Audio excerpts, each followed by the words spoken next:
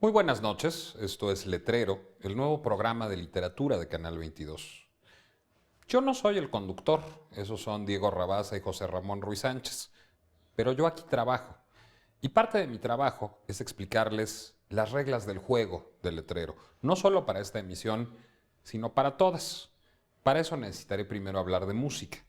Quizás los que conozcan el trabajo de los DJs hayan escuchado alguna vez el término mash up. ¿Qué hace un DJ? Muy sencillo. Toma una canción de un género, otra de otro, y busca integrarlas, hacer una sola cosa a partir de ambas. El procedimiento tampoco es ajeno a la cocina, en donde a veces de dos cosas puede buscarse hacer una sola también, simplemente accionando una manivela.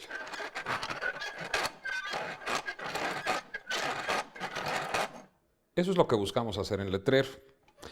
Pero si nos propusiéramos, por ejemplo, combinar El complot mongol de Rafael Bernal y Visión de Anáhuac de Alfonso Reyes, nos encontraríamos con que no nos caben en una mezcladora de este tipo. ¿Qué hacer? ¿Qué hacer para descubrir esas coincidencias y sobre todo esas tensiones, esas oposiciones que se dan en la literatura mexicana, pero que nos llevan a hablar de la literatura del mundo? A falta de mejor adminículo, decidimos hacer un programa de televisión. Bienvenidos, esto es Letrero. Esta noche en Letrero, un encontronazo entre Alfonso Reyes y Rafael Bernal que promete hacer chispas. Nuestra jefa de información, Tania Huntington, hablará, a la luz del complot mongol, de literatura de detectives, salvajes o no. Diego Rabasa, inspirado por este mismo autor que tampoco escribió, explorará los derroteros, generalmente derrotados, de los escritores suicidas y de los escritores Bartleby, los que preferirían no hacerlo. José Ramón Ruiz Sánchez, que no es un lector devoto de Alfonso Reyes, nos contará precisamente de esos y otros autores que le aburren. En nuestra pieza artística final, comandamos justamente a la curadora de arte Ana Elena Malé a que desarrollara una curaduría fotográfica a partir de Visión de Anáhuac de Alfonso Reyes. Esto es Letrero. Comenzamos.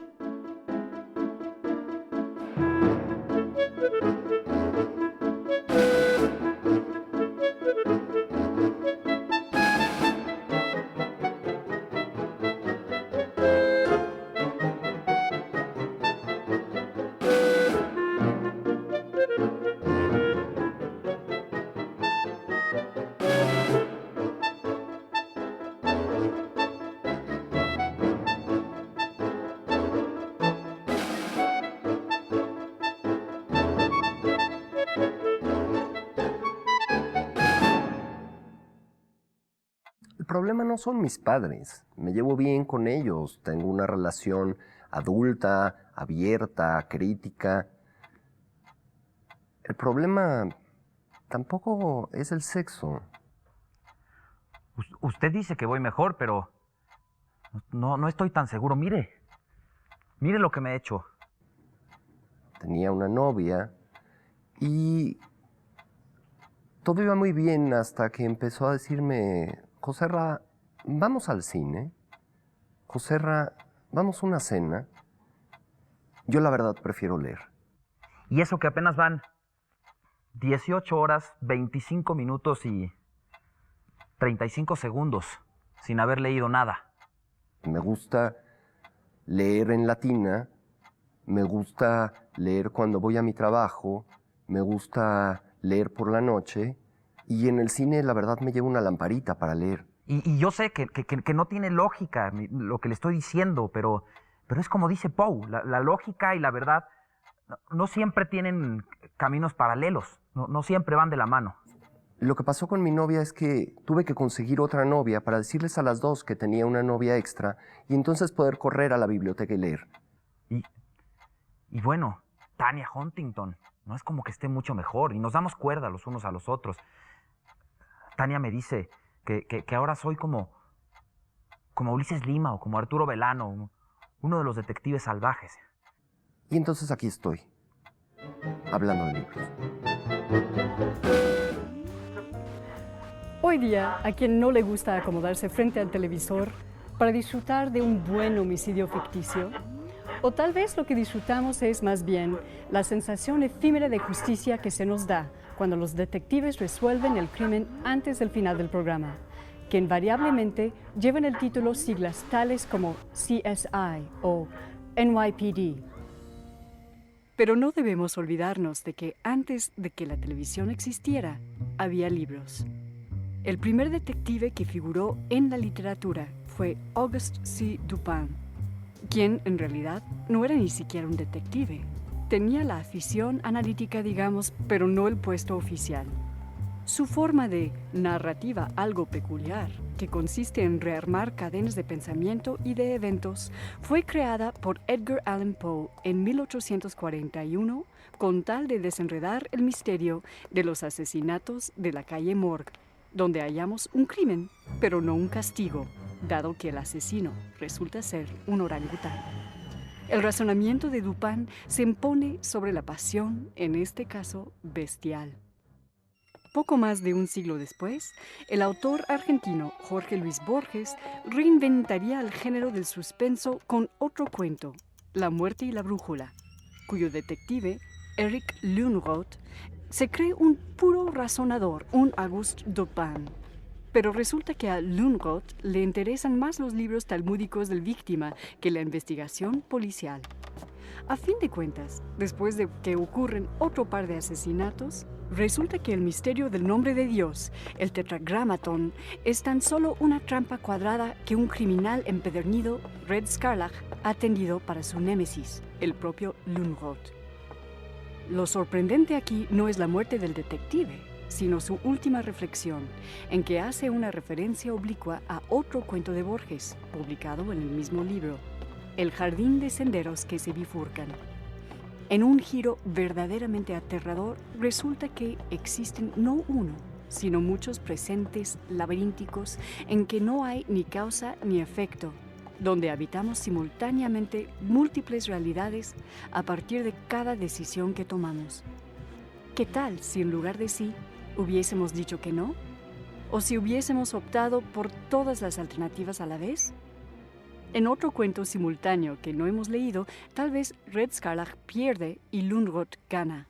Previsiblemente, esta pululación borgiana les encanta tanto a los filósofos como a los físicos cuánticos. Un detective como justiciero, un detective como víctima. Pero hacía falta Roberto Bolaño para crear a los detectives salvajes a fines del siglo XX y de paso su propia leyenda como autor. El misterio alrededor del cual gira esta novela no es en el fondo la desaparición de la poetisa Cesárea Tinajero en el desierto de Sonora, sino la de la gran tradición latinoamericana con mayúsculas.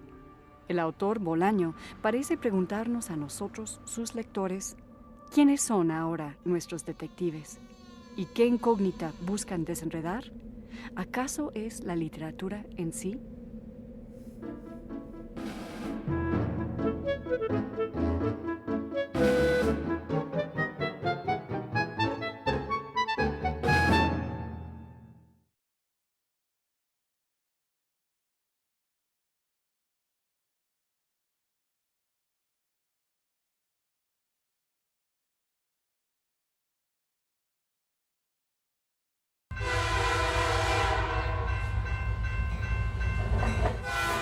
Cualquier persona es capaz de asesinar. Es puramente cuestión de circunstancias, sin que tenga nada que ver con el temperamento. La gente llega hasta un límite determinado y solo hace falta algo, cualquier insignificancia que les empuje a dar el salto. Cualquier persona, su mismísima abuela incluso. Me consta.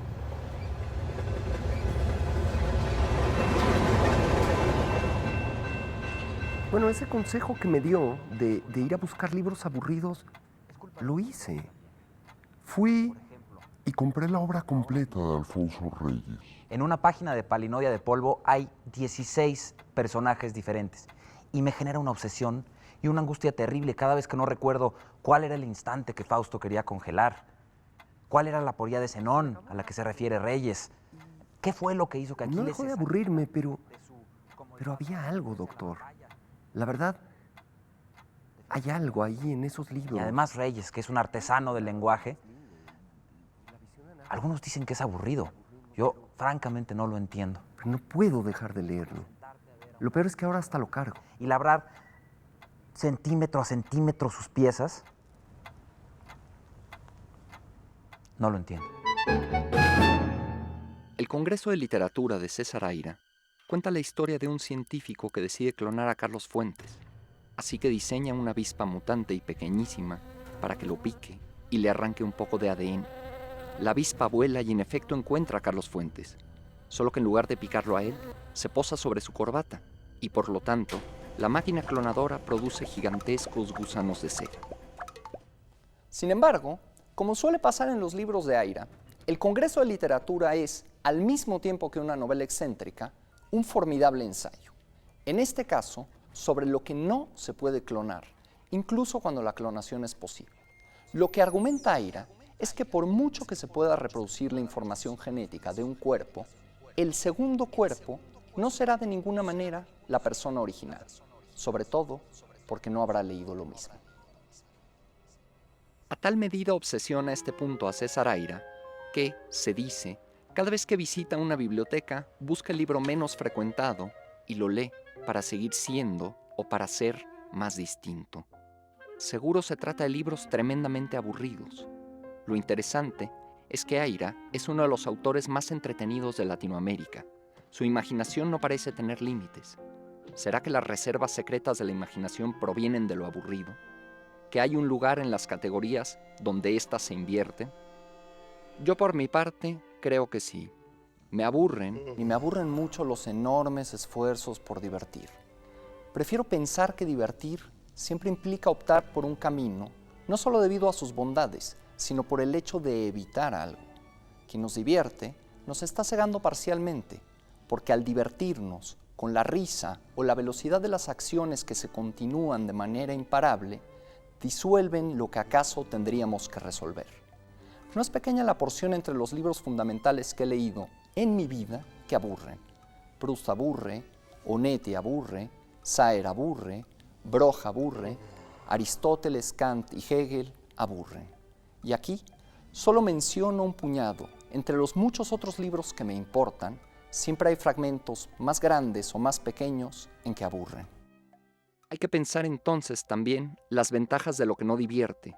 Por una parte, al violentar nuestras expectativas, amplía el horizonte de lo que sabemos esperar de un libro. Nos enseña a leer más libros. Al mismo tiempo, revela lo que normalmente resultaría invisible. No lo que un libro nos da, sino lo que queremos tomar de un libro. Lo aburrido hace reaccionar a la norma, a las reglas convencionales de lo que nos resulta gracioso, entretenido, soportable, y por lo tanto nos deja ver a las reglas de lo que consumimos, y eso no es poco.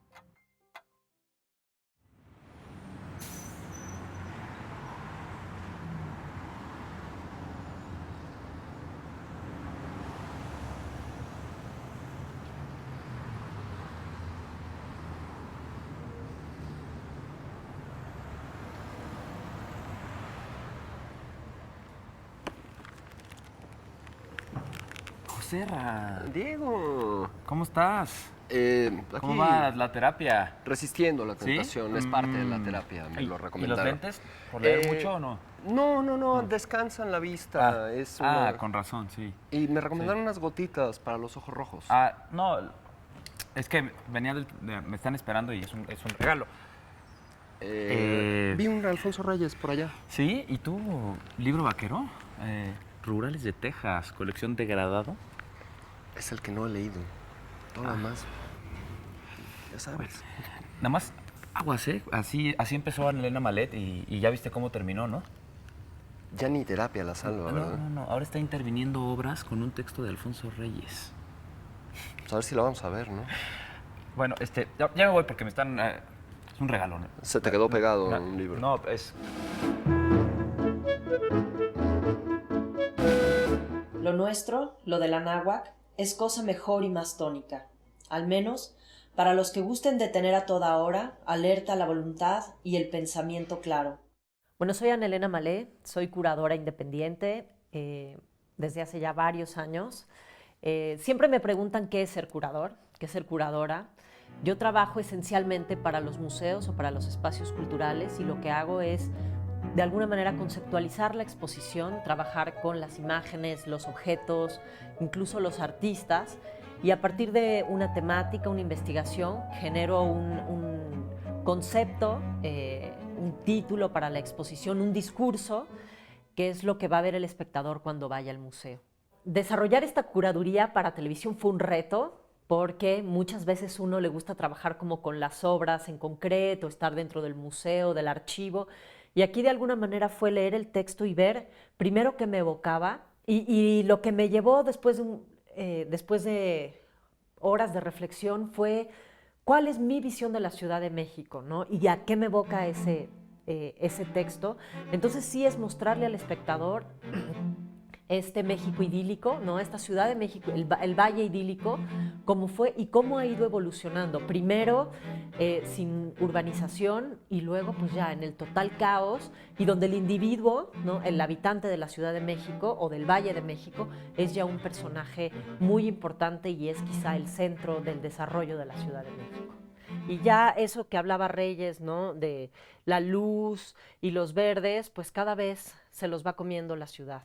A pesar de que es una curaduría un poco sui generis, porque es específica para televisión, pues el proceso no fue distinto de lo que podría ser una curaduría para un museo, ¿no? Finalmente hay que hilar fino y ver que las imágenes dialoguen unas con otras, ¿no?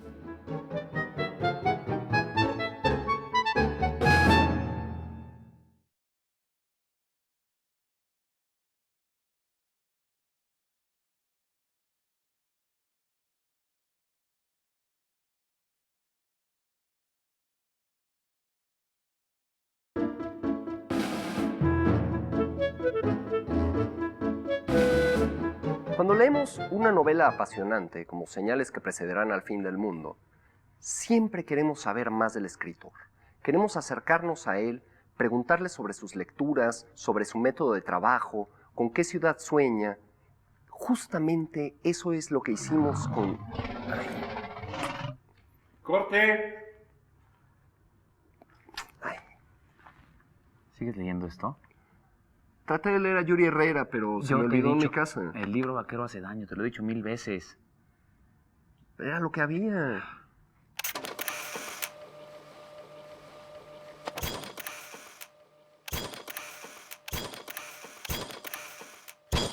Me llamo Yuri Herrera Gutiérrez, soy profesor y escritor.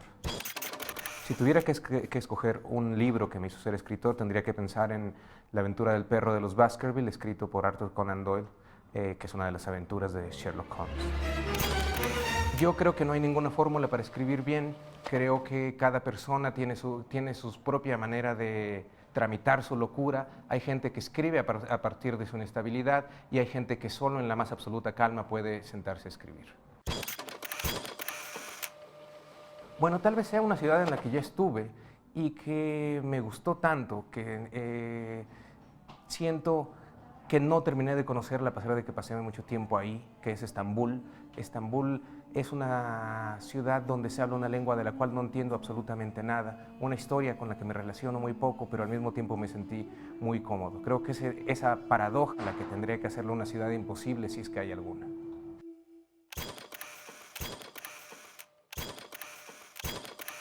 Mis personajes sí se extraen y no se extraen de la vida real en la medida en la cual uno siempre está tomando algunos modelos, uno siempre está recuperando algunos gestos, algunas actitudes, algunas emociones de gente que ha conocido en la vida real, pero esa vida real es imposible de reflejar tal cual en su entereza en la página. Uno siempre está reconstruyendo la vida en la página y es en esa medida que no es posible decir que son exactamente como uno los conoció.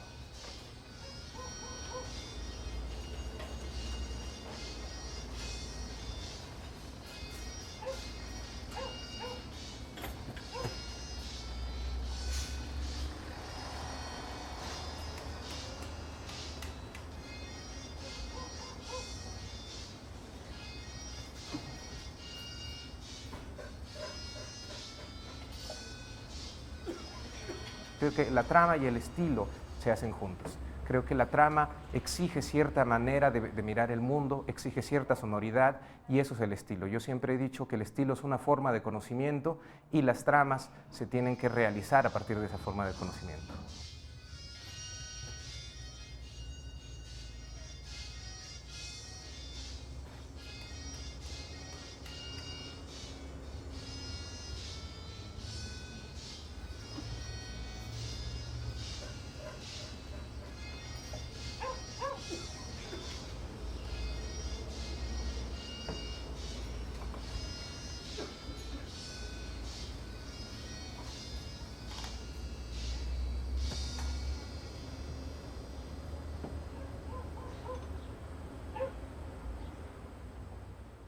Escribo desde una mezcla de teoría, entraña y sobre todo intuición. Creo que uno solo puede escribir las historias que de algún modo siente que le están diciendo algo personalmente antes de decírselo a los demás.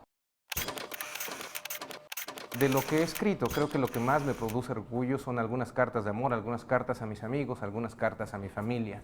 Pero estoy muy contento con las 2 novelas que he publicado hasta ahora, que han sido muy generosas conmigo, me han hecho viajar y me han hecho conocer a muchísima gente.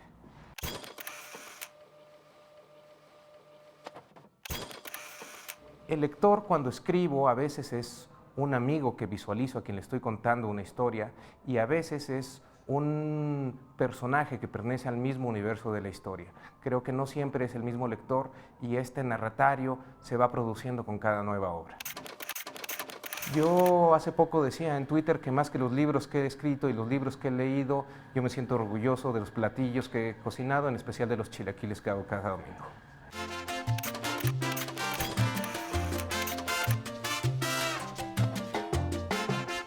Oye, ya te veo recuperado. ¿Cómo lo hiciste, La terapia. ¿Sí? ¿Ves? Ayuda. La terapia. Sí, de verdad, No, contar los ¿cómo lo hiciste? sueños. Cuéntame. Uno no sale así como así de la intoxicación del libro vaquero. Freud hace Algo leíste. ¿Qué hiciste?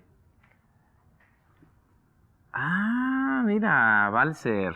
Mira, no se me hubiera ocurrido, Oye, además, Balzer nos podría servir como ejemplo. Si él pudo dejar de escribir, nosotros podemos dejar de leer.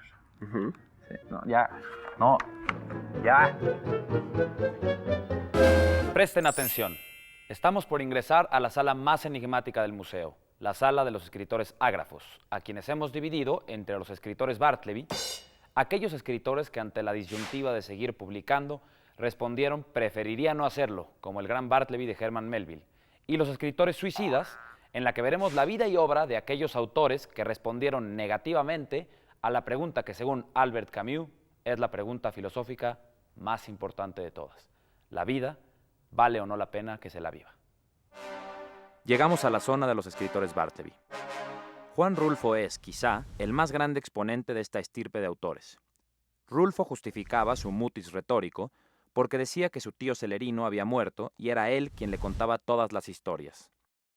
Otro gran escritor Bartleby es el suizo Robert Balzer, quien, recluido voluntariamente en un sanatorio mental, entendió a la perfección la máxima de Blaise Pascal. Este mundo está tan rematadamente loco que no estar loco es solo otra forma de locura. Y buscó afanosamente su propio estado de anormalidad escondido de la estructura de lo real por excelencia, la sociedad. Ahí, encerrado, le dio la vuelta al mundo caminando sobre sus pasos sin salir de su caparazón. Él, como Hamlet, podía contarse rey del universo entero a pesar de estar encerrado en una cáscara de nuez. Su reinado consistía en esperar lo inesperado, como exigía Heráclito, en observar lo esencial en lo invisible, como pedía Antoine de Saint-Exupéry. Murió durante un blanco paseo por la nieve una noche en la que afuera hombres menos conscientes celebraban la Navidad. Antes nos dejó obras imprescindibles como Jacob von Gutten. Vamos a la sala de los escritores suicidas. Según el sociólogo Emil Durkheim, hay 4 tipos de suicidio: el egoísta, el anómico, el fatalista y el altruista. La mayoría de los escritores pertenecen a 2 de ellos, el egoísta y el anómico. Los primeros se quitan la vida porque jamás logran encontrar su lugar en el mundo. Los segundos porque piensan como Groucho Marx. Se niegan a pertenecer a un club que admita como miembro a alguien como ellos. La lista de escritores suicidas es larga como largo es el camino al Hades.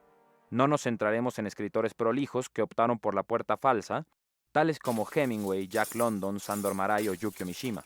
No, veremos a un autor que tuvo un paso fugaz pero definitivo por la literatura, el novelista norteamericano John Kennedy Toole.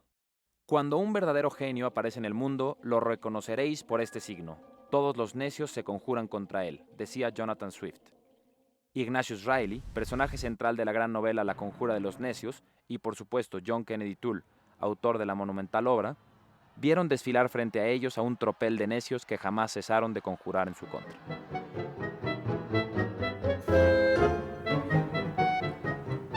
¿Qué haces con eso? Cámbiamelos. No, pero... Cámbiamelos, ándale. No. Con lo que traigas, lo que Diego, sea, aunque sea el vaquero. No traigo nada, nos Estoy estamos seguro que limpiando. tienes algo. Nos estamos limpiando. Es que estos ya los leí, necesito uno. No, mira, a ver, 1, relera hace bien. 2, no presto. Es que... El que siga, mira, ¿por qué no mejor hacemos una pausita y nos vamos a ver a José Sefami? ¿Tiene que ver con libros? Un poquito. Anda, nos va a servir.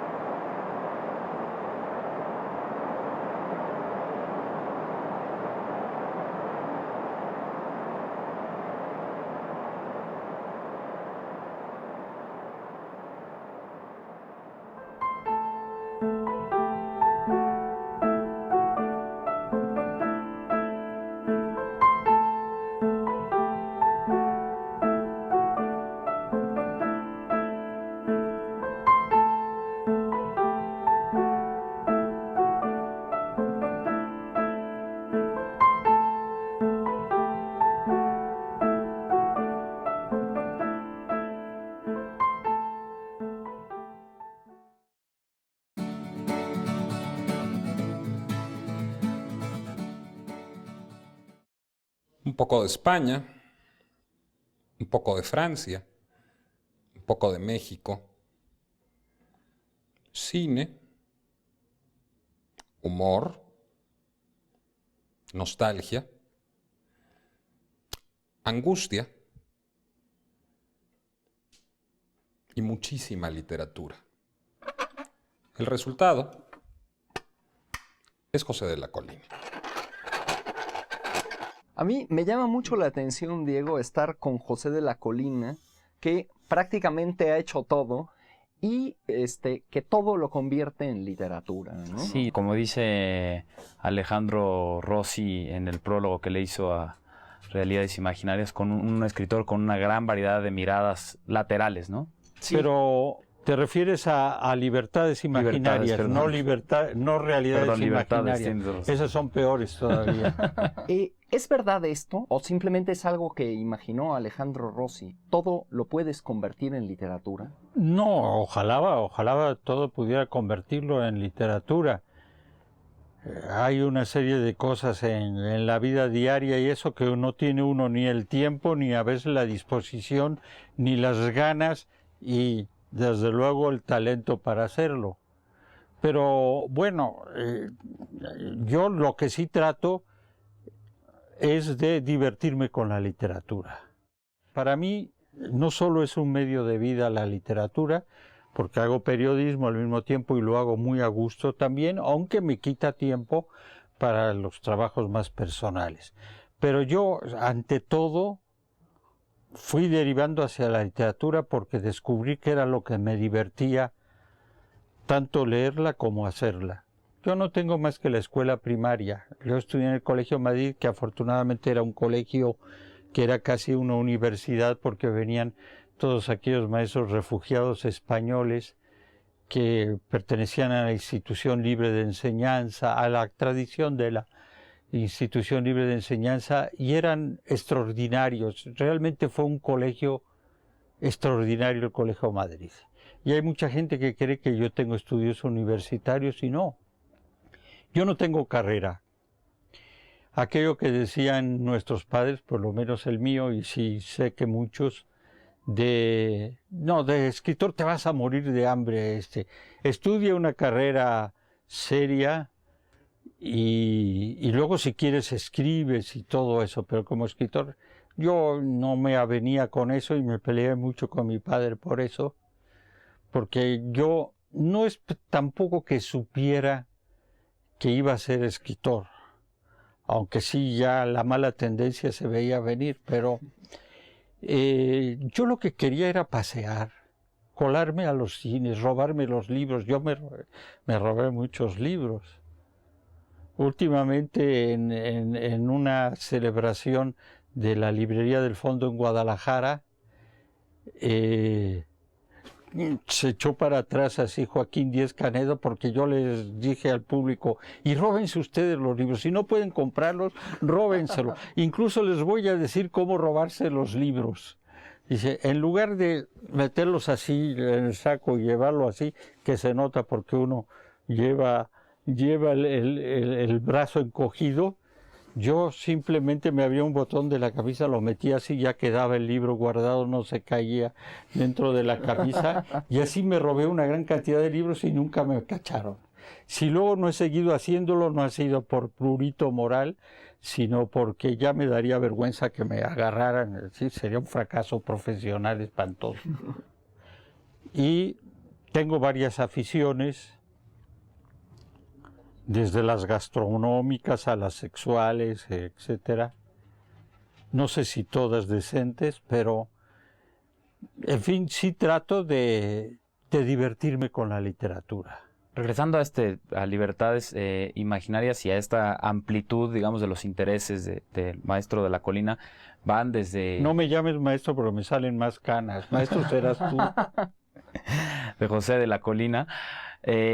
Van desde Cricri, Collodi, pero aparecen Nabokov y Borges y en otras obras Sendras y Stevenson. Es decir, ¿de dónde se nutre José de la Colina? No, bueno, de mis lecturas. Yo he sido sobre todo un lector. Borges decía que estaba más orgulloso de los libros que ha leído que de los que ha escrito.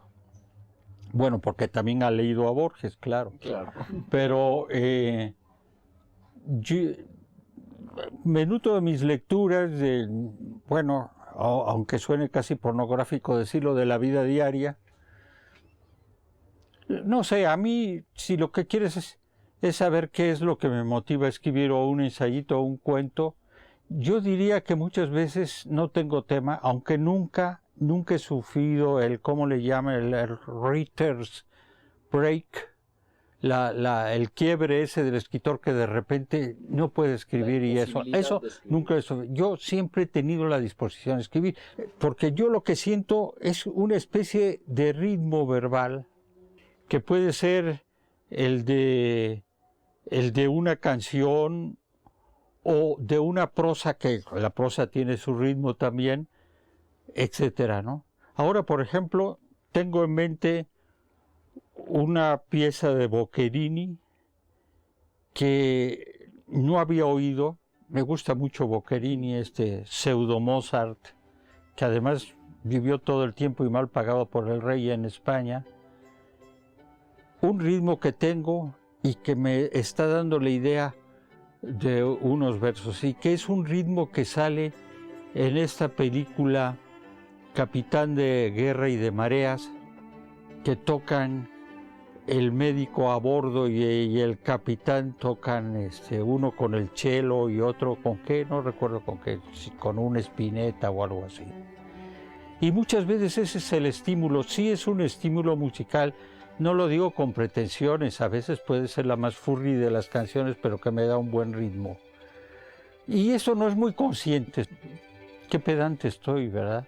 No. ¿No? Bueno, espero que lo aguante el espectador si va a verlo. Hoy todavía, al llegar la noche, una ilusión del sentido hace recordar estas imágenes de un tiempo que pasó. Al iluminarse la extremidad de la planicie con el rápido nacer o ponerse de brillantes astros, o reflejarse su temblorosa luz sobre las capas inferiores de los vapores ondulosos, créese tener ante los ojos un océano inmenso.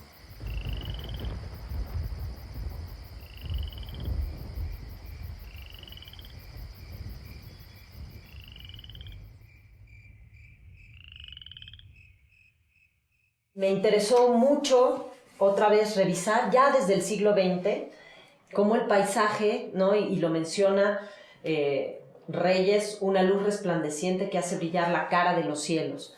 O sea, cómo finalmente la luz transforma el paisaje y hace brillar, pues sí, la cara de los cielos, pero también lo que es la superficie del paisaje.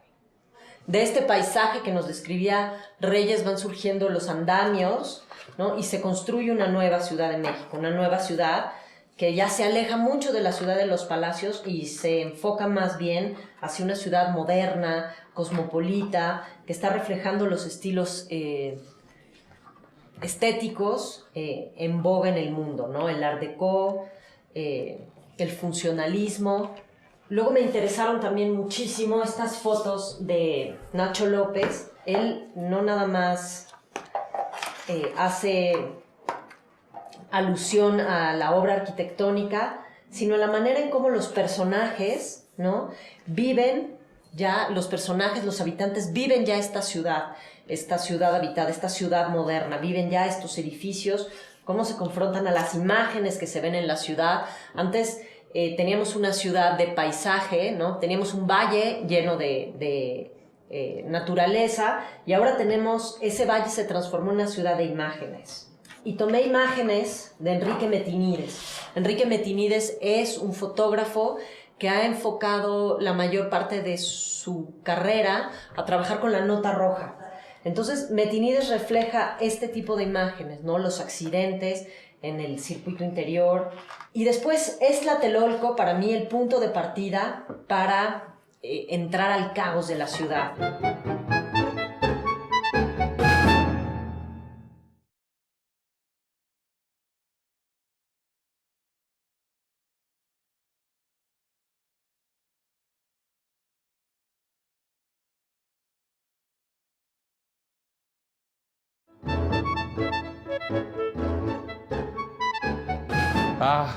Las adicciones.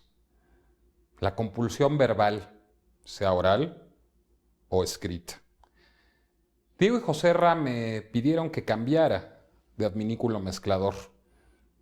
Y no creo que le moleste a José de la Colina. Me gustaría preguntarle algo de lo que estábamos hablando antes, que es como de toda esta generación de la que surge José de la Colina. No, yo no surgí, yo me incorporé a ella.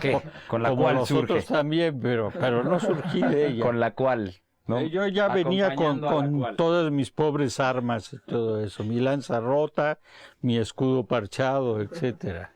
Ahora, varios de esos personajes de esa generación pues forman parte de esa mitología de la literatura mexicana. Son varios de los mejores exponentes de la literatura mexicana. Una mitología chiquita. Una mitología chiquita, bueno, pero mitología al fin y al cabo. Importante.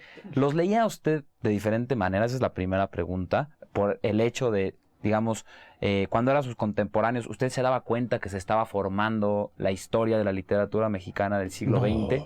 ¡Qué horror! Eso lo paralizaría a uno, ¿no? Imagínate en el momento en que vas a escribir cualquier cosa en el teclado, que ahora voy a hacer una historia de mármol, una historia que va a quedar más allá de los tiempos, de los cielos y el mar, ¿no? Como diría Conrad. No. Uno va escribiendo lo que siente, va uno haciendo amigos que frecuentemente son también escritores, con los que tiene muchas afinidades o desafinidades, porque en realidad éramos muy diferentes los que nos han llamado de la generación de la Casa del Lago, por ejemplo, ¿no? Y éramos muy diferentes, Juan García Ponce, Juan Vicente Melo y yo, aunque Juan Vicente comenzó diciendo que yo había influido en él, y lo dice por ahí en algún texto, pero él siguió su camino y además logró el maldito hacer una novela, cosa que yo no he logrado. Pero éramos muy diferentes. Inés Arredondo, también diferentísima, poetas como Tomás Segovia, que no es coetáneo, pero sí estuvo cerca de esta especie de patria íntima que puede ser un grupo de amigos, ¿no? Yo no pensamos en formar una generación y grupo. Creo que fuimos en su momento bastante de ruptura, digamos, con respecto a la actitud ante lo erótico, ante lo sexual, ante la literatura misma, ante la idea de cultura. Creo que fuimos en eso muy diferentes a los precedentes, pero esa es una ilusión que suele tener cualquiera que inevitablemente forma parte de un grupo de amigos en la literatura. Claro, a mí me gustaría, retomando lo de la Casa del Lago, creo que es una pasión generacional vista en retrospectiva, pero que en tu caso es crucial, y que es el cine. ¿Qué te permitió hacer el cine? Creo que, vamos, ustedes no sé si lo puedan ver, pero esto está lleno de películas, entonces... hasta de Walt Disney, pero esos son para Gema, así es. Una querida niña. ¿Cuál es tu relación hoy con el cine? Bueno, creo que ya soy un cinéfilo retrospectivo, porque ya veo poco cine actual. No solo porque cada vez las salas son más incómodas, son unas bomboneras espantosas, etcétera. No soporto el oír el tronar de las palomitas en los dientes de otros, y no lo soportaría en mis propios dientes. Y no soporto ya, cada vez soporto menos al público de cine.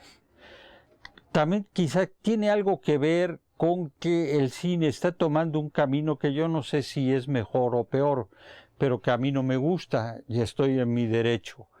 Y es que cada vez se convierte más en espectáculo y en menos en narrativa. Y el gran cine para mí ha sido siempre el de la narrativa, desde el John Ford, al de Jean Renoir, a otros, a Raoul Walsh, a cineastas menores, el cine negro, todo aquello. Había un buen equilibrio entre narrativa y espectáculo. Y ahora incluso estamos llegando a una cosa, que ya los actores no son actores, ya son puros efectos visuales, ¿no? Para mí tiene que haber, antes que nada, esa verdadera, y no lo digo por afán de realismo, todo eso puede servir a cualquier clase de historia fantástica, pero tiene que haber, digamos, por lo menos un 50% de materia humana en los personajes que me da el cine. Si no, para mí son fantasmas de fantasmas. Si todos los personajes del cine son fantasmas, porque sigo viendo a Bogart, y Bogart ya entregó el equipo hace mucho tiempo, pero tiene que haber no sé si esto es religioso, pero tiene que haber eso, sobre todo, una presencia humana por encima de cualquier fábrica de ilusión. Pues muchísimas gracias, Pepe. Es un placer. Gracias por recibirnos a la televisión, a los televidentes y a nosotros lo único en tu casa. Fecundo, ¿no? Claro. La verdad, doctor, me siento francamente mejor. Creo que fue muy atinada esa estrategia de cambiarme las lecturas y darme unas pequeñas dosis. Ahora ya no siento prácticamente el síndrome de abstinencia. Y, por ejemplo, he cambiado las miles de páginas del Hombre sin atributos de Robert Musil por sus ensayos y conferencias.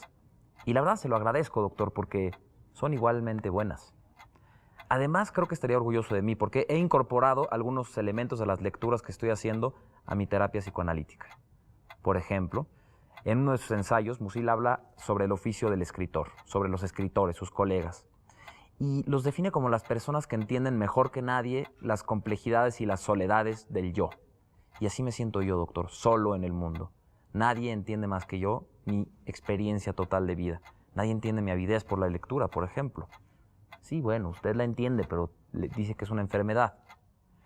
Otra cosa que encontré en Musil es que poco a poco va poniéndole lupa a los acontecimientos más insignificantes y muchas veces los coloca sobre los acontecimientos más trascendentes, enriqueciendo, por supuesto, así la experiencia completa del ser.